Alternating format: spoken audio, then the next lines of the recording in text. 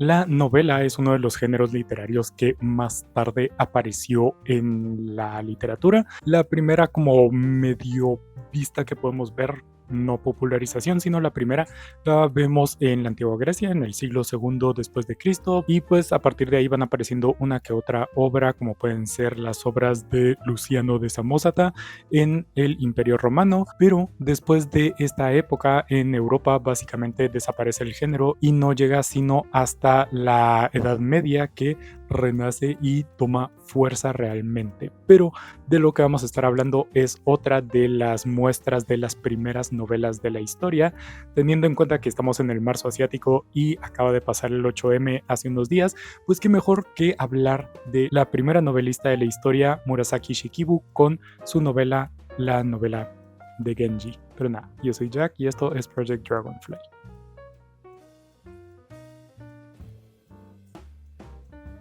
Pero bueno, ahorita estarán diciendo novelas, las primeras novelas, pero Jack, entonces, ¿qué pasa? ¿La Ilíada, la Odisea? ¿Por qué no las estás mencionando? Y la respuesta es simple y es que no son novelas. La Ilíada y la Odisea no eran novelas, eran epopeyas, es decir, poemas épicos, palabra clave, poema, no novela, porque pues las características como más base de la novela es que es algo escrito en prosa y segundo que es ficción, ¿verdad? Y con esas dos eliminamos pues bastantes cosas como pueden ser las epopeyas, otra vez, poemas, y segundo, pues todo lo que se escribió en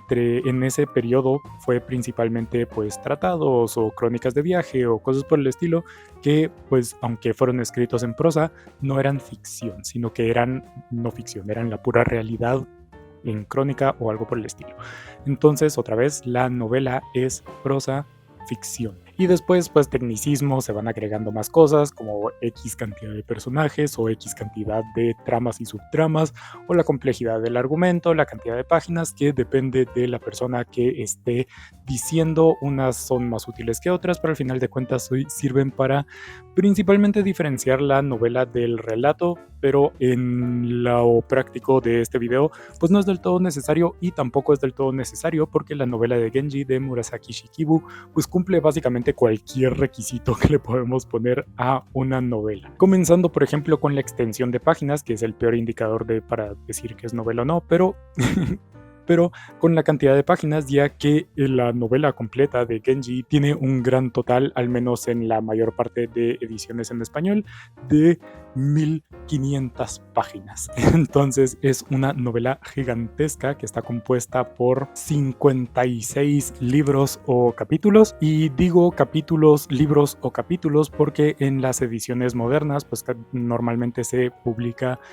todo junto, ¿verdad? Como un total, la novela de Genji o la historia de Genji, pero originalmente cuando se publicó por primera vez en el año 1021, pues se publicó literalmente como 54, creo que es el número que les acabo de decir, libros individuales. Entonces la historia completa de Genji era básicamente un tesoro para cualquier persona que pudiera coleccionar esa cantidad de tomos individuales. Como les digo, a medida que pasó el tiempo y se fueron haciendo traducciones y nuevas ediciones y todo eso, pues se convirtió en una obra como íntegra, pura, propia, la historia o la novela de Genji, que también en español la tradición es publicarlos en 2 tomos separados. Obviamente esto no era intención de Murasaki, de hecho ella ni siquiera le puso el título a la novela, o sea, el nombre en la novela de Genji viene de simplemente que es lo que pasa, la narración de lo que le ocurre al protagonista de la historia, que es Genji. Así de simple, no fue un título que le hubiera puesto Murasaki Shikibu. Pero regresando en español, como digo, normalmente se ha estado publicando en 2 tomos que son divididos en El Resplandor o Resplandeciente o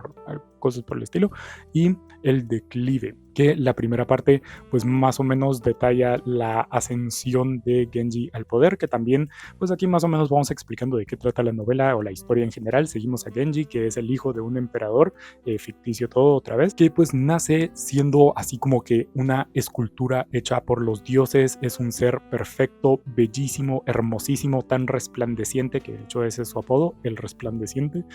que opaca al mismísimo sol. No solo eso, sino que también es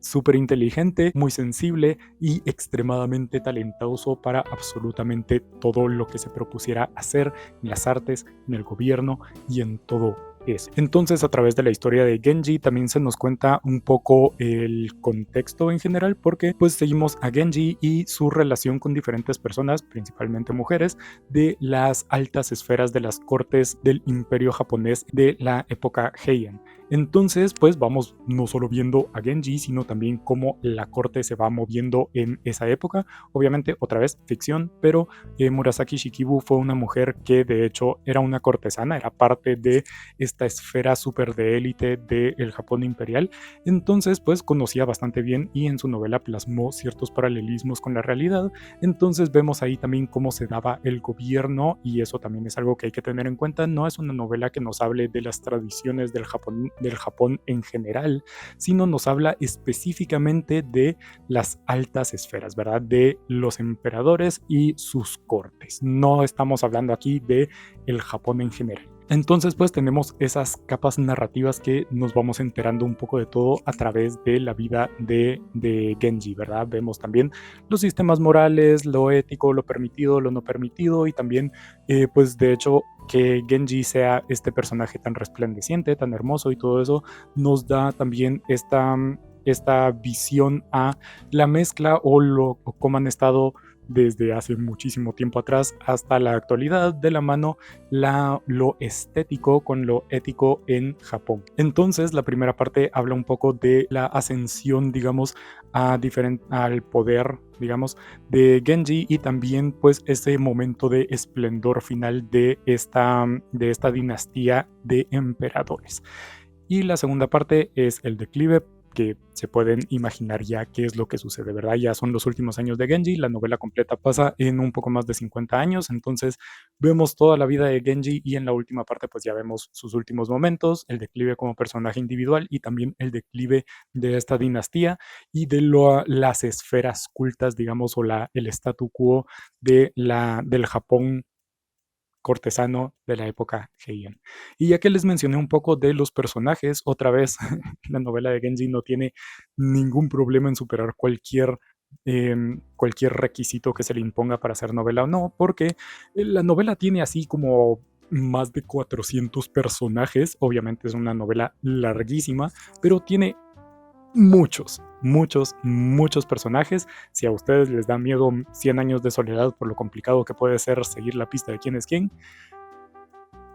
prepárense porque en esta novela es una cosa horrorosa, que sí es cierto que tampoco es tan complejo, o sea, sí puede confundirse un poco los nombres que se les da, los apodos que se les da a cada persona, el cargo que ocupa cada uno y que a veces se les menciona como el cargo o tal persona hijo de tal o su nombre. Entonces puede ser un poco complicado, pero realmente solo con poner atención con las características y la personalidad del personaje, pues ya te puedes hacer la idea de quién está hablando y pues que al final de cuentas a quien estamos siguiendo es a Genji y Genji se mantiene y solo actúa o reacciona frente a los demás personajes. Entonces tampoco es tan complicado, realmente lo más complicado de la novela es su extensión y que pues hay momentos en los que tampoco es una narración de lo más emocionante, digamos. Entonces puede ser una lectura pues bastante pesada, no es una novela escrita para los gustos estéticos de un lector occidental del siglo XXI, todo lo contrario. Entonces puede ser muy complicado por esa parte, pero regresando a lo de los personajes,